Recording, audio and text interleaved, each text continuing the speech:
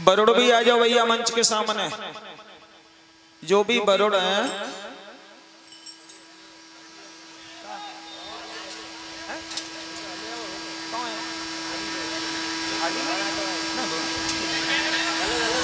आ जाओ भैया बरुड़। परीक्षित पतिदारपति जी और बरुड़ देव सामने मंच के पास आ जाओ। हाँ आ जाओ महाराज सामने आ जाओ। और कहाँ है बरुड़? और नहीं है? कोई बात नहीं। परीक्षित महाराज जी अब 2 मिनट हमारी बात सुनोगे। इधर उधर का झंझट खत्म करके आप सभी मेरी बात सुनेंगे ध्यान से। आज भक्तों व्यास नंदन श्री सुखदेव जी ने भगवान की विमल कथा श्रवण कराई। परीक्षित जी को आप सभी ने सुनी और सभी ध्यान देना केवल 2 मिनट। सुखदेव जी कहने लगे, हे राजन परीक्षित, अब तुम्हें तक्षक डसने वाला है और ये बताओ कि अभी भी तुम्हारे अंदर कोई शंका है या नहीं है।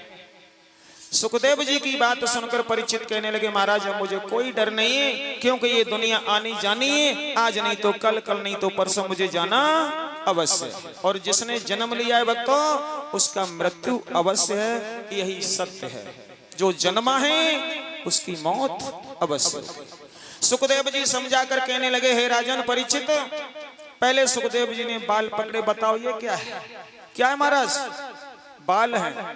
आंख पर अंगुली रखी, ये क्या है? आंख है, ये नाक है, ये मुंह है, ये अंगुली है। संपूर्ण शरीर के अंगों के नाम बताए। अंत में सुखदेव जी कहने लगे, तो ये बताओ परीक्षित कहाँ है? ये तो हमारे अंगों के शरीर हैं कि ये बाल, ये नाक, ये कान, ये मुंह, ये शरीर के अंग हैं, लेकिन परीक्षित कहाँ है? असमंजस में पड़ गए परीक्षित। महाराज कहने लगे, प्रभु ये मुझे भी नहीं पता कि परीक्षित कहाँ है।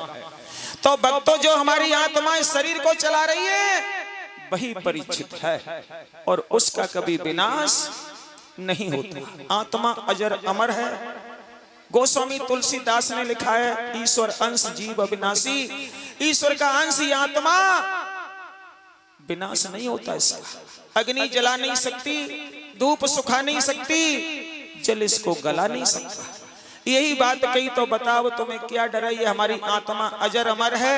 एक तक्षक की चली क्या, हजारों लाखों तक्षक आ जाए, लेकिन हे परीक्षित तुम्हारी आत्मा का बाल बांका नहीं हो सकता। लेकिन कर्म के अनुसार हमें भगवान योनियों में जरूर भेजते हैं। तो इसलिए परीक्षित आज से संकल्प लो कि हम कभी भी बुरा कार्य नहीं करेंगे, भगवान का भजन करेंगे, हर समय ईश्वर के चरणों में मन लगाकर रहेंगे, तुम्हारा कल्याण होगा।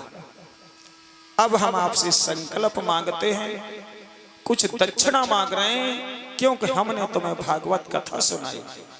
बताओ दोगे? वचन दो सभी मुझे 3 बार। दोगे? जो मांगूंगा वही दोगे? दोगे? दोगे? ठीक। मुझे दौलत की आवश्यकता नहीं है, कुछ नहीं चाहिए, केवल आपसे एक चाहिए कि एक बुराई छोड़ दो।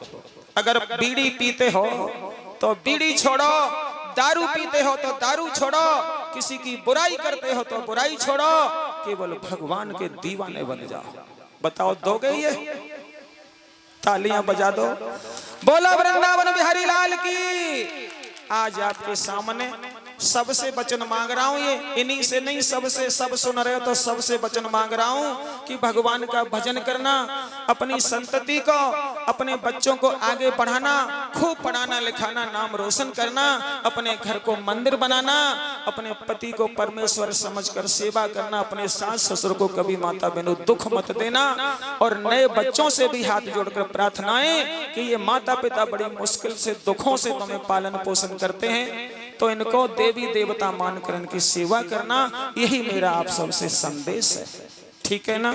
तो अब हम तुम्हारा मोक्ष करते हैं, इसके बदले में आपसे दक्षिणा जो भी आप हमें व्यास विदाई में देना चाहें, आपने जो निरूपा हो वो मंच पर चढ़ाएंगे। व्यास विदाई हो रही है। भगवान की कृपा हुई, आप लोगों का संयोग हुआ तो फिर कभी तुम्हें कथा सुनाएंगे। और इस बार अगर अगली बार मुझे मौका मिला तो मेरी कथा 9 दिन की रखना। 9 दिन की, क्योंकि 9 दिन में संपूर्ण कथा हो जाती है। 7 दिन में हमें कथा कहने का मौका नहीं मिलता है। आते हैं।